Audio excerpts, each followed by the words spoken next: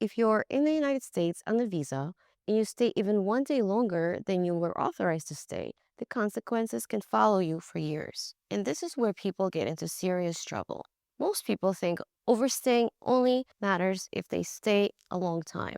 Others think a visa stamp in the passport controls how long you're allowed to remain here. Both of these assumptions can seriously damage your future immigration case. In this video, I'm going to explain what an overstay actually is, what changes the moment it happens, how unlawful presence can lead to 3-year or 10-year bars, whether you can be placed in removal proceedings for overstaying, and what you should do if you're trying to fix your situation through marriage, employment, or another immigration plan. Stay with me until the end because I'm also going to explain the single best mistake people make after an overstay.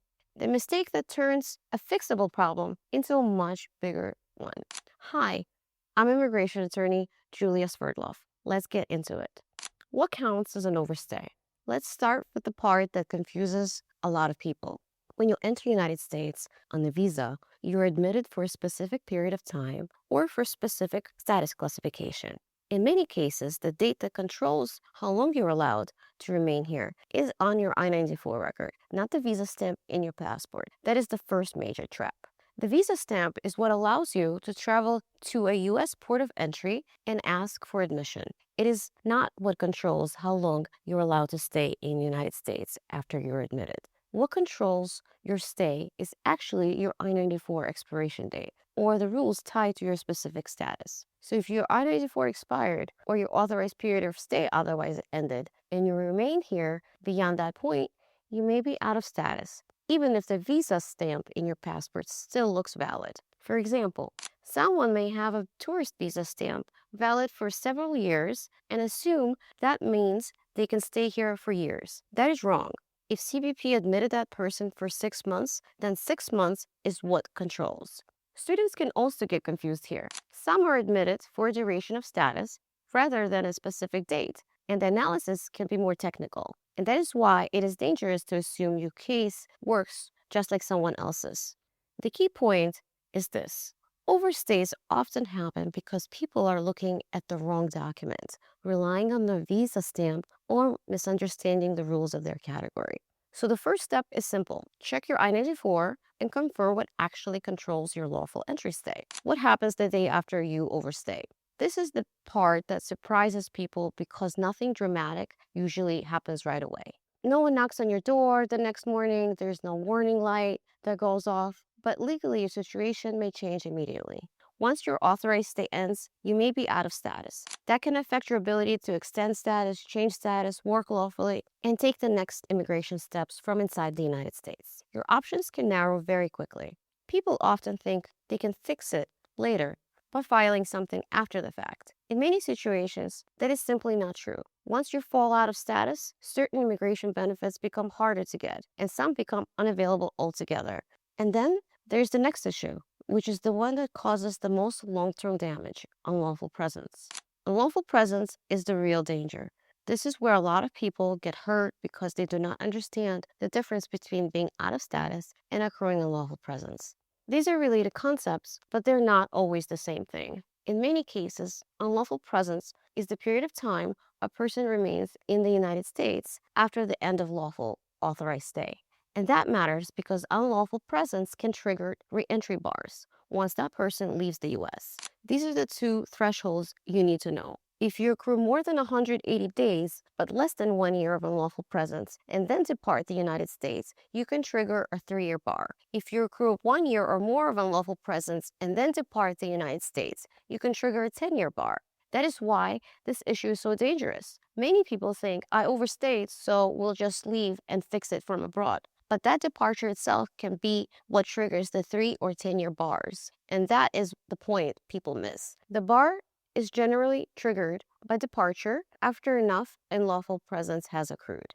So yes, remaining here out of status can create ongoing problems, but leaving without understanding the consequences can make things much worse. So there are also important exceptions and category-specific rules. For example, unlawful presence does not accrue the same way in every case. In some statuses, including certain student cases, involve a more technical analysis. So do not assume that internet summary applies clearly to your facts. The bottom line is this: overstaying is not just about getting out of status. The real damage often happens when unlawful presence is triggered and someone leaves the country without understanding what the departure will do.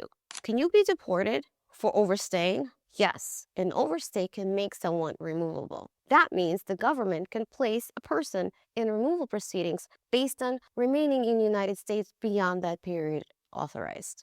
Now, that does not mean it happens automatically the moment that an overstay begins, but it absolutely can happen.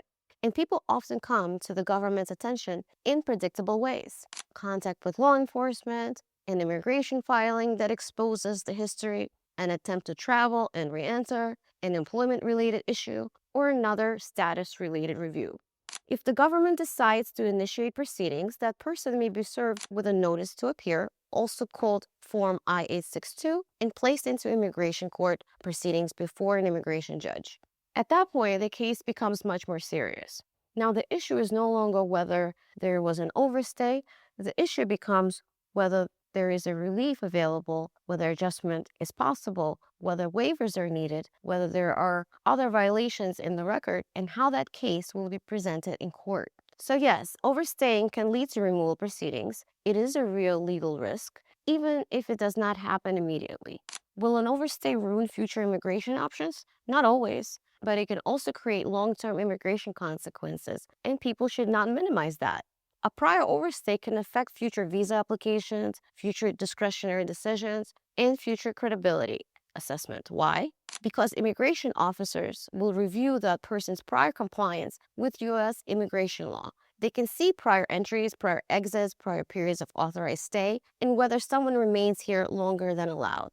That history can lead to more scrutiny, more questions, more delay, and in some cases, denial. And if the overstay led to unlawful presence, that triggers a 3-year or a 10-year bar.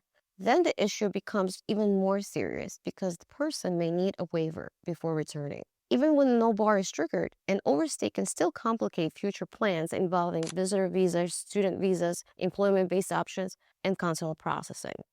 So the better answer is this: an overstay does not automatically destroy every future option, but it often makes everything harder, slower, and riskier. What if you marry a US citizen or find another way to fix it? This is where bad internet advice causes a lot of damage. People hear one simplified rule online and assume it applies to everybody. Yes, in some cases, a person who overstayed may still be able to adjust status inside the United States through a marriage to a US citizen. But that is not a universal rule, and it is not a cure-all. The outcome depends on very specific facts, including how the person entered, whether there was lawful admission or parole, whether the person departed after the overstay, whether unlawful presence triggered a bar, whether there was prior immigration violations, whether there was fraud or misrepresentation, and whether there is any criminal history.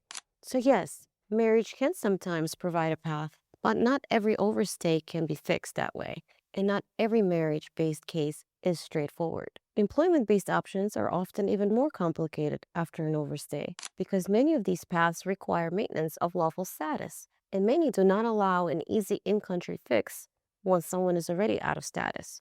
So do not make a major decision about marriage, travel, job changes, consular processing, or next steps based on a generic answer you found online. Immigration outcomes depend on details. What you should do if you think you overstayed. If you think this may apply to you, do not panic, but do not guess. First, confirm your I-94 and confirm exactly when your authorized stay ended and what status rules apply to you. Second, do not leave the United States before you understand the consequences. That is one of the biggest mistakes people make. They assume departure is the clean solution, and instead, they trigger the 3 or 10-year bar. Third, get legal advice from a qualified immigration attorney who can assess your entry history, your current situation, and whether unlawful presence has accrued, and whether there's any path to fix the case from inside the United States. And fourth, Do not rely on notarios, unlicensed consultants, or casual advice from people who do not understand the consequences, because this is exactly how fixable cases become much harder. And here's the biggest mistake of all: waiting and hoping the issue will somehow go away. It does not. The longer a person waits without understanding their status, the fewer options may remain available and the greater the legal risk can become. Bottom line, overstaying a visa can feel invisible at first, but it is not harmless. It can place you out of status. It can interfere with your ability to extend or change status. It can lead to unlawful presence issues that trigger 3-year or 10-year bars after departure. It can expose you to removal proceedings, and it can complicate future immigration options for years. So if you think you may have overstayed, the smartest move is to get clarity early, before you travel, before you file anything, and before you make a decision that creates a much bigger problem. If you need help understanding whether you overstayed, whether unlawful presence is an issue in your case, or what your safest next steps may be, click the first link in the description to connect with our team. If you're also trying to understand marriage-based options, adjustment of status, or whether there is a way to fix your case from inside the United States, watch my next video. Because in immigration law, the facts matter, timing matters, and the wrong move at the wrong moment can create consequences that last years. Thank you for watching. I'll see you in the next one.